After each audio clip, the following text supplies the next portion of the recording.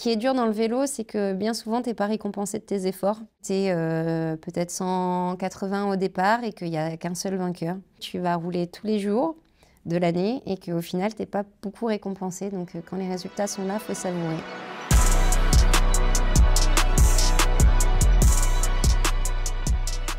Des enfants d'une école, c'est l'école Edgar Quinet à Clermont-Ferrand, qui sont entre le CE2 et le CM2. Vous en posez des questions. C'est comme comment ça s'appelle ça, le tableau là. Oui, au tableau. C'est vraiment leurs questions. C'est pas les nôtres. Il y a un peu. Vous avez checké avant quand même? Moyennement. Vous allez voir. En tout cas, je ne suis responsable en rien de ce que vous allez voir. Si, c'est trop bien. C'est parti, je lance la vidéo. Il y a le son, tout. Bonjour, je m'appelle Arsène. Comment fait-elle pour faire pipi quand elles font du vélo?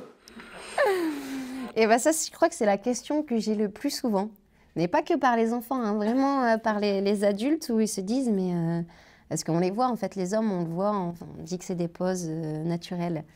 Et pour les filles, déjà les étapes sont plus courtes. Donc souvent, elles prennent leurs précautions avant et les étapes font en moyenne 120 km. Donc bien souvent, ça tient. Mais ouais, il n'est pas rare parfois de voir dans un moment calme de la course des filles essayer d'aller dans un fossé, de se protéger. Parce que comme pour les hommes, en fait, il y a des commissaires UCI qui sont là et qui mettent des amendes. Vu qu'il y a beaucoup de monde sur le bord des routes, il faut aussi avoir une certaine convenance. Donc il y a certains coureurs aussi des fois qui se prennent des amendes parce qu'ils ont fait leurs besoins naturels, satisfait un besoin naturel devant des gens et du public. Donc ça c'est répréhensible. Donc ça se prépare un peu, il faut regarder un endroit où il n'y a pas trop de monde, où c'est un moment calme de la course, parce que forcément ça prend tout de suite un peu plus de temps pour les femmes. Donc ouais, on n'a pas encore trouvé une solution miracle, mais il y a des fois où tu es obligé d'y aller. Donc tu prends tes précautions au départ et quand tu es obligé d'y aller, tu essayes de le faire pendant un temps mort de la course parce que les filles, elles attendent pas, quoi. Vous dormez où pendant la compétition? C'est pas une question bête. En fait, on se déplace sur les événements. Donc que ce soit pour les commentaires sur le Tour Homme ou mon rôle de directrice de course, en fait, c'est un sport qui se déplace. Donc on se déplace en fonction du départ et des arrivées. Donc j'ai la chance de voyager beaucoup et de me rendre compte que la France est belle. En fait, toutes les régions, tous les départements, toutes les villes sont juste magnifiques et on a une chance incroyable de vivre en France. Donc je me déplace beaucoup et je dors un peu partout en fonction des étapes, des lieux d'arrivée et de départ. Bonjour, je m'appelle Diane. Ma mère s'appelle aussi Marion.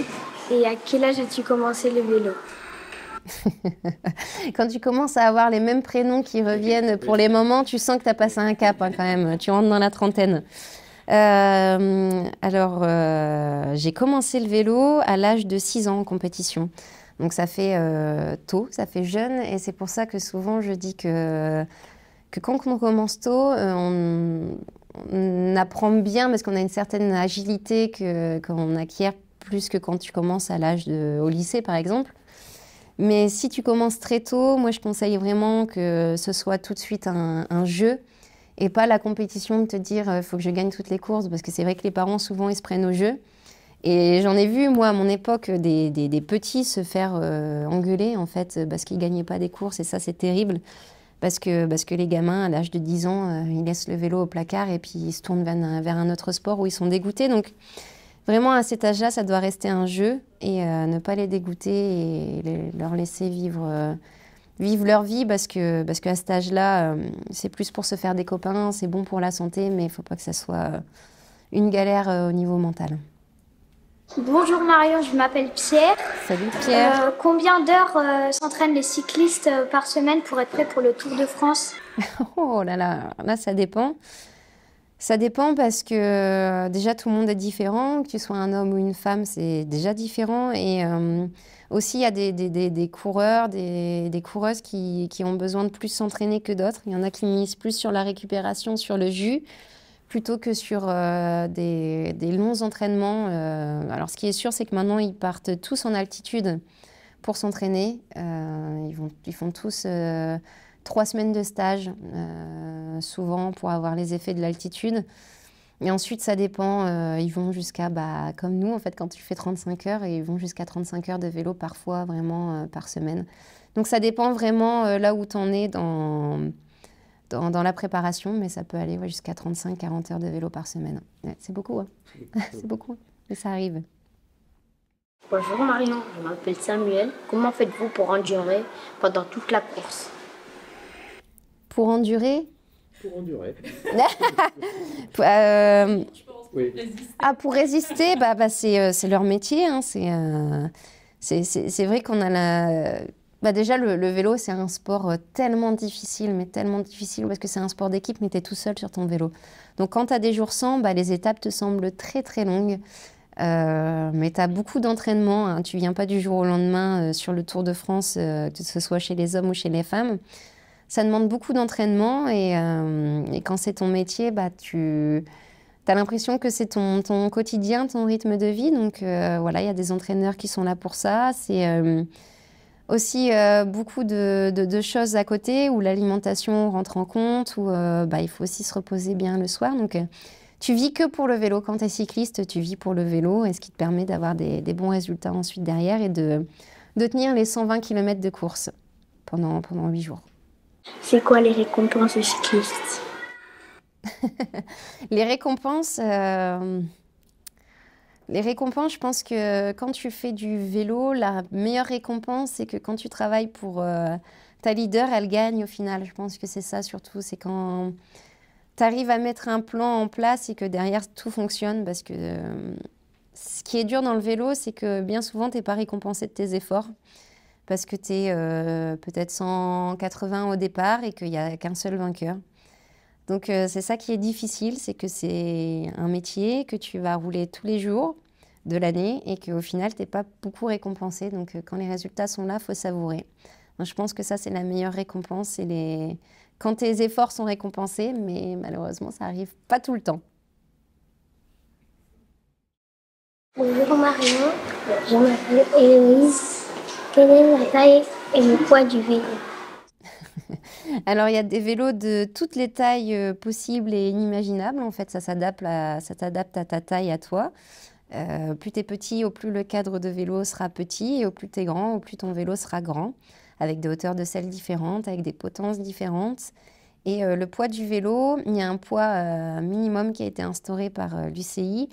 Mais en règle générale, ton vélo, il fait entre 6,5 kg et 7 kg. Donc, c'est des vélos très légers pour pouvoir être le plus léger possible dans les étapes, surtout de montagne, où c'est très important. Bonjour Marion, je m'appelle Augustin et je voudrais savoir à quelle vitesse vont les cyclistes? Ils vont vite, ils vont beaucoup trop vite. Alors ça dépend de tes étapes. Hein. Quand tu as des étapes qui sont toutes plates, forcément tu vas rouler plus vite que sur des étapes de haute montagne. Mais on a déjà vu des étapes parfois rouler à plus de 50 km/h, donc c'est assez dingue de se dire que ça va aussi vite sur un vélo. Et à contrario, quand c'est des étapes de haute montagne, ça va beaucoup moins vite. Voilà, il y a des étapes où ça se roule à 35 km/h par exemple. Mais c'est pas parce que ça va rouler très vite que ça va être le plus impressionnant. Voilà, ça n'a rien à voir, c'est vraiment le parcours et vraiment les attaques qui font que la course est intéressante ou non. Bonjour Marion, je m'appelle Kiam. Lequel repas est le meilleur avant la compétition? Alors, souvent on dit que le meilleur repas pour les cyclistes, c'est les pâtes. Hein. C'est vrai que bien souvent les cyclistes, ils mangent beaucoup de pâtes, surtout la veille des courses. Et maintenant, il y a des diététiciens, diététiciennes qui travaillent toute l'année pour les coureurs cyclistes, qui se déplacent sur les courses et qui vont peser au gramme près en fonction de l'étape du jour, de ce que les coureurs ont perdu, ce qu'ils doivent manger pour pouvoir faire le stock de tout ce qu'ils ont perdu. Et il y a également des cuisiniers, des chefs cuistots qui sont avec eux pendant toute la semaine et qui cuisinent et qui essayent de diversifier justement pour pas que les cyclistes mangent pendant la semaine de course ou pendant 3 semaines la même chose, à savoir des pâtes. Donc ils mangent de tout, mais fait par des pros, des experts pour savoir ce qu'ils sont obligés de manger pour pouvoir terminer la course et pour pouvoir être en pleine forme. C'est de la Formule 1 maintenant, le vélo. Et aussi, est-ce que votre mère ou votre père a été cycliste? Alors ma mère n'était pas du tout sportive. Par contre, mon père a fait du vélo en haut niveau. Et mes cousins étaient également cyclistes professionnels. Donc je viens vraiment d'une famille de sportifs. Et surtout dans le milieu du vélo. C'est quoi l'âge maximum pour qu'on fasse du vélo? Eh ben, il n'y a pas d'âge. C'est ça qui est formidable. C'est que y avait encore Robert Marchand qui faisait du vélo à plus de 100 ans. Donc tu peux commencer le vélo très très jeune. Je pense là à mon fils Nino qui a fait de la draisienne avant même ses 1 an. Et puis il y a des gens qui, même à 100 ans, continuent à faire du vélo. Voilà, c'est bon pour la santé. Et puis voilà, maintenant les routes sont adaptées aussi à la pratique du vélo. Donc ce qui est quand même beaucoup plus commode. Voilà, toi par exemple, si tu en as la possibilité d'aller à l'école à vélo, c'est génial. Combien de kilomètres font les cyclistes par an? Et c'est par an, ça? Oh, pas par an. Ça dépend, franchement, c'est variable. Combien de... Je sais pas, je vais peut-être dire une bêtise, mais ils sont à... Faudrait que je demande à Julien, ça c'est une bonne question, mais je dirais 50... Ouais, beaucoup. 50 000, 60 000, il faut que je demande, mais beaucoup. Trop. Trop. Combien d'heures pour faire le Tour de France? Des heures? Alors ça, Chloé, tu dois avoir la réponse, non? Je pense qu'on a les stats, hein. Combien d'heures? Alors, chez les hommes, tu calcules, hein, c'est 21 étapes en moyenne entre 4 et 5 heures. 4 fois 21, on est en train de calculer. Voilà, et pour les filles, pour les femmes, c'est 8 étapes de... c'était 8 étapes donc de 4 heures par jour, 3-4 heures par jour en moyenne. Donc, voilà. Ça calcule? 84 heures pour les garçons. 84 heures pour les garçons. Après, il y en a qui mettent un peu plus de temps que les autres. Hein. Le vainqueur, Pogacar, il a mis un peu moins de temps que la lanterne rouge. Donc, et parfois, tu as 2 heures de plus pour les derniers, quoi. Donc, c'est terrible. C'est terrible. Combien de prix coûte un vélo? T'en as à tous les prix, mais c'est vrai que le vélo, ça reste quand même un sport onéreux. Quand tu fais du foot, c'est vrai que tu achètes une paire de crampons et puis c'est parti. Là, le vélo, ça demande un équipement un peu plus particulier. Le vélo, ça dépend, t'en as à tous les prix. Quand tu commences, ça sert à rien de dépenser une fortune non plus. Après, quand tu commences à voir que tu as envie d'atteindre un certain niveau, les vélos, par exemple, du Tour de France, c'est entre 10 000, tout équipé, entre 10 et 15 000 euros. Donc c'est très cher, c'est très très cher. Les vélos sont faits en quelle matière? Alors les vélos sont en carbone maintenant pour qu'ils soient le plus léger possible, le plus rigide possible. Mais voilà, les vélos sont en carbone, les cintres sont en carbone, tout est en carbone pratiquement. Pourquoi les filles et les garçons ne font pas le Tour de France ensemble? Alors les filles et les hommes ne courent pas ensemble parce que déjà physiologiquement parlant, c'est pas la même chose. Donc elles partiraient pas sur le même pied d'égalité si c'était la même course. Et puis on a décidé de faire 2 tours distincts, donc c'est-à-dire que les femmes ne courent pas pendant la course des hommes, tout simplement pour ne pas être en frontale en fait. On est là pour se servir les uns les autres. Et avant, il y avait un Tour de France femmes qui existait, qui était le même jour que les hommes. Et en fait, on voyait les derniers 300 mètres des femmes, parce que les gens ils voulaient regarder la course des hommes et qu'on n'avait pas mis les moyens sur la course femmes. Donc là, on a fait des courses qui ne sont pas les mêmes jours pour qu'on puisse avoir accès aux images. Voilà, les femmes sont retransmises pendant plus de 2 heures de course par jour, ce qui n'aurait pas été possible si on le mettait le même jour que les hommes, puisqu'on fait les étapes aussi en intégralité chez les hommes. Donc voilà, on est content d'être dans cette spirale, de commencer le tour juste après celui des hommes, d'adapter les horaires sur les 2 premiers jours de course où on part soit avant les hommes, soit après, pour que les gens n'aient pas à choisir de regarder ou les hommes ou les femmes, mais qu'ils puissent regarder les 2 courses. Voilà. Comment faites-vous pour tenir aussi longtemps? Ça, c'est un peu la même question de l'endurance et de l'entraînement, du sérieux du travail. Voilà, sans sérieux et sans travail, c'est comme dans tout, hein, c'est pas que pour le vélo. Si tu as envie de réussir dans la vie, il faut déjà trouver ta voie, trouver ce qui t'anime et après le faire sérieusement. Voilà. Bonjour Marion, Je m'appelle Basile et je voudrais savoir comment fait-on pour aller aussi vite quand le vélo est cassé, de prendre le vélo qui est sur la voiture. Merci pour la réponse. Il est gentil, dis donc.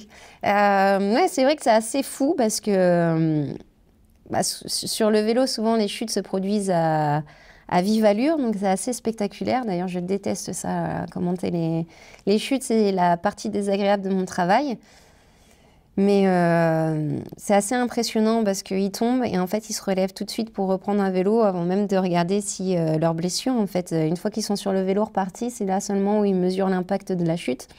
Et souvent, s'ils ne repartent pas, c'est mauvais signe parce que c'est vraiment qu'il y a quelque chose de cassé. Déjà parce que c'est des guerriers ou des guerrières. Voilà, c'est un sport exigeant, difficile. Et parce que aussi, souvent, tu dois remonter sur le vélo parce que tu as soit un classement général, soit tu es le leader, donc il ne faut pas perdre de temps. Ou soit tu as un coéquipier et tu es important dans le déroulement de l'étape pour ton équipe. Tu es quelqu'un qui est très important, en fait. Tous les équipiers, même s'ils savent qu'ils ne vont pas gagner la course à l'arrivée, ils ont quand même un rôle hyper important et établi au départ de l'étape. Donc, ils essayent de reprendre leur place au sein du peloton et faire leur travail. Et ensuite, le soir, il y a des médecins dans l'équipe. Chaque équipe a son propre médecin. Ils ont des kinés, ils ont tout ce qu'il faut pour essayer de les faire récupérer au max. Parce que le lendemain, il y a une autre étape. Donc, c'est terrible. Ils ont des bandages. Parfois, ils ressemblent même à des momies, les coureurs, le lendemain sur le vélo. Ils ont des courbatures. Souvent, ils dorment mal. Tu prends ta douche, souvent c'est la peau qui part, qui est râpée, donc c'est terrible, mais le lendemain ils sont sur leur vélo. C'est assez spectaculaire, ouais. C'est la question collective. Merci Marion. Ils sont trop adorables. Et puis je les attends du coup le 31 juillet prochain. Faudrait me les faire rencontrer. Merci, c'était super ces questions. Bien meilleures que les tiennes, bien meilleures. Je l'ai pensé tellement fort que tu l'as compris. Vous étiez bien meilleur avec eux qu'avec nous.